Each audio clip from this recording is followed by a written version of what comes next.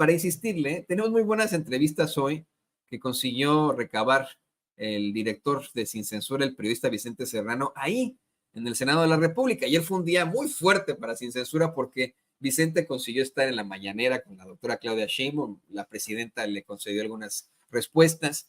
Después estuvimos ahí en el Senado en una entrevista exclusiva desde la oficina de Noroña, Gerardo Fernández Noroña, el presidente de la mesa directiva del Senado. Lo hemos presentado entrevistas exclusivas con pues miembros ya de este comité evaluador de quienes serán nuestros candidatos y candidatas a juzgadores. Acaba usted de ver la entrevista que le hace Vicente Serrano a Andrés García Reper, muy importante, que por cierto ve este espacio, la entrevista que le hicimos a Sacil de León. Y queremos presentarle ahora la entrevista que le realiza Vicente Serrano a la senadora por el Partido del Trabajo, Giovanna Bañuelos. Escuche usted. Senadora, me da mucho gusto, como siempre, saludarte. Han iniciado este primer mes del sexenio de la primera presidenta de México muy ocupados. ¿Cómo evalúas? ¿Cómo vamos? Pues mucho gusto saludarte, Vicente. La verdad es que ha sido un mes ciertamente muy activo. Hemos aprobado de las reformas constitucionales que se presentaron el pasado 5 de febrero, 7, y creo que pues estamos trabajando con el pie en el acelerador para poderle dar resultados al pueblo de México, que confió en nosotros, por supuesto, en nuestro movimiento de una manera abrumadora el pasado 2 de junio, registrado en las urnas, y también para estar a la altura de este gobierno que está cumpliendo con el mandato de profundizar la cuarta transformación del país. Giovanna, ¿tú ves, senadora, como lo ve tu servidor, que la oposición política ha caído en la irrelevancia? Digo, sé que la coalición Sigamos Haciendo Historia tiene mayoría calificada en la Cámara de Diputados y creo que ya también en la Cámara de Senadores, con algunas cositas que van pasando por ahí, renuncias al PRI, incorporaciones aquí y allá. No me quiero meter en camisa de 11 varas, pero ¡ay, carambas! Los 8 ministros de la Suprema Corte de Justicia de la Nación están haciendo de la chamba a los de la oposición política. La verdadera oposición está en el Poder Judicial, ¿no? A mí me parece que la oposición en el Congreso de la Unión no solamente está numéricamente reducida, sino anímicamente derrotada. Y que parte pues de sus argumentos, de su debate, ha sido desgastado, pues contrasta con la realidad que vive el pueblo de México, que respalda en su inmensa mayoría las políticas públicas de la Cuarta Transformación, y que ciertamente se ha desdibujado. En la pasada legislatura, Vicente, veíamos a un grupo que ellos se denominaban de contención, a un grupo organizado en torno pues a una agenda específica, a una oposición pues más sólida, y ahora pues es real. Yo lo mencionaba en estos días en otra entrevista, que la oposición nosotros la ubicamos lamentablemente en el Poder Judicial. Pareciera pues que son ellos quienes traen la batuta de confrontación con el gobierno federal y también con el Poder Legislativo, y que la oposición formalmente establecida a través de los partidos políticos pues está desdibujada y derrotada.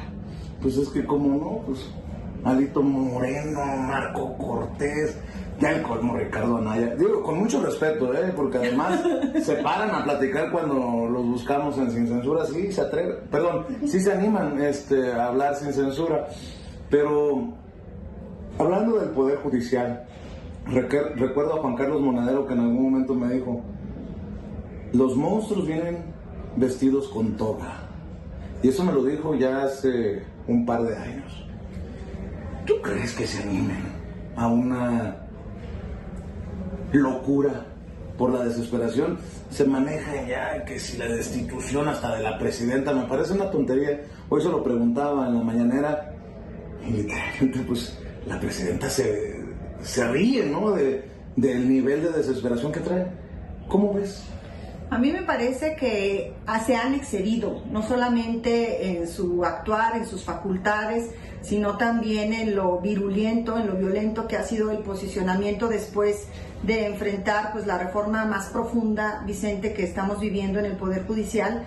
Creo que hay muchas alternativas para que puedan jugar un rol de hombres y mujeres de Estado, y que ellos han optado por descalificar, incluso fuera de la competencia que tienen como autoridad jurisdiccional, de estar retando las políticas de este país y estar confrontando de manera tan directa. Vemos muy activos políticamente a los ministros y ministras de la Suprema Corte de Justicia de la Nación. Y bueno, pues a final de cuentas creo que sí se van a atrever a seguir avanzando sobre esa ruta. En honor a la verdad no tienen nada que perder. El día de ayer, como todas y todos ustedes están enterados, pues venció un plazo para que quien no quisiera ejercer el pase directo, el pase automático, para someterse al escrutinio popular, a la elección que habrá de celebrarse el próximo domingo 1 de junio del 2025, pues prácticamente todos ellos que han actuado política y no jurídicamente, pues presentaron su renuncia. Entonces, lo hicieron por convicción, ¿verdad? Lo hicieron para conservar los privilegios. Ciertamente, en la reforma al Poder Judicial, en el 7º transitorio, nosotros establecimos un mecanismo para que quien no deseara participar en este nuevo mecanismo electivo del Poder Judicial, pues conservara los privilegios laborales que hasta el momento se tenían, y ellos optaron por usar esa carta, por no exhibiditos por sus prioridades, ¿no? O sea, me voy, no perder sus privilegios, no perder el haber de retiro, como se le llama. Y bueno, pues nosotros recibimos la renuncia de 8 ministros de la Suprema Corte de Justicia de la Nación. Entonces, pues creo que queda muy claro que ellos ya tomaron la decisión de llegar hasta las últimas consecuencias, aunque la ley no les conceda el más mínimo parámetro de movilidad, pues ellos están decidiendo retar a las políticas de este país, encabezadas por nuestra presidenta Claudia Sheinbaum, pero con un aval extraordinario del pueblo de México, porque hay que recordar, Vicente, que esta reforma del Poder Judicial no nos la sacamos de la manga. En principio la propuesta entró desde el pasado 5 de febrero, fue parte de la plataforma electoral de nuestra coalición durante todo el tiempo de campaña, es parte de los 100 principales objetivos de gobierno de la doctora Claudia Sheinbaum. Siempre hemos hablado de cara al pueblo de México de la transformación que pretendíamos hacer con lo que popularmente denominamos Plan C. Nosotros en las plazas públicas le decíamos, vamos por la mayoría calificada en el Congreso de la Unión con este objetivo, poder transformar el Poder Judicial. Entonces a mí me sorprende la manera en la que ha reaccionado el Poder Judicial, pero particularmente la cúpula, los ministros, los magistrados, porque ha sido con un activismo político e irracional y muy lejano a la posibilidad que ellos tienen y la inmensa responsabilidad que tienen de cumplir y hacer cumplir la Constitución. Además, en estados como Zacatecas urge la reforma al Poder Judicial para combatir la impunidad, para combatir la corrupción. Lo menciono Zacatecas porque pues claro, son casos, si no generalizados, los casos que duelen, ¿no? Se lo comentaba Sacil, el caso de Chiapas, Sinaloa, algunas cosas que han estado ocurriendo en nuestro país, pero también para que las cosas cambien, para que las cosas mejoren, pues la reforma judicial, la reforma al Poder Judicial. Sin duda es un reclamo popular, Vicente, y cómo no, si de cada 100 delitos que se cometen en este país solamente se castigan 2, si tienes las prisiones llenas de personas que no han sido sentenciadas, muchos de ellos tienen de 9 a 12 años en prisión sin una sentencia, si tienes a familiares de personas privadas de su libertad, que no han logrado tener un debido proceso, si tienes a tantos delincuentes en la calle, si pudimos acreditar a través de nuestro presidente Andrés Manuel López Obrador el actuar del Poder Judicial con los sabadazos, como él le nombraba, días en los que se liberaban delincuentes, bienes, patrimonios, cuentas.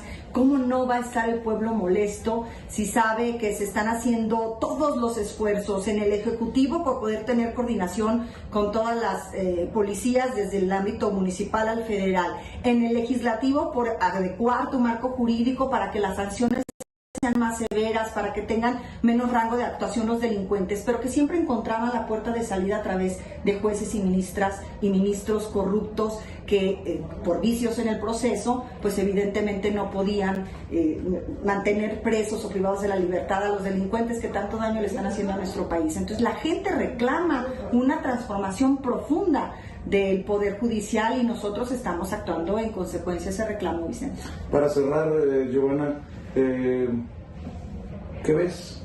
¿Qué ves hacia adelante? Insisto, hay mucho ruido, los medios de comunicación corporativos también metidos en esto de pintar un país que se cae a pedazos.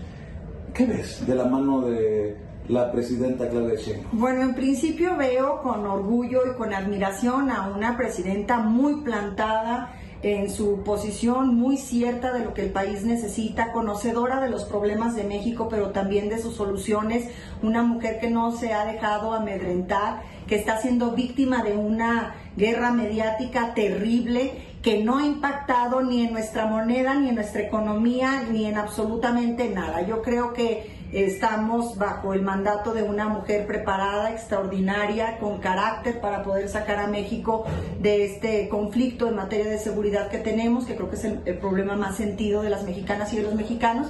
Y veo también pues el crecimiento de una política social del humanismo mexicano, como nosotros le llamamos, que está por fin emparejando a la sociedad de nuestro país. Estamos logrando tener programas sociales y leyes también que dotan de derechos a los más pobres, a los olvidados, a los vulnerables.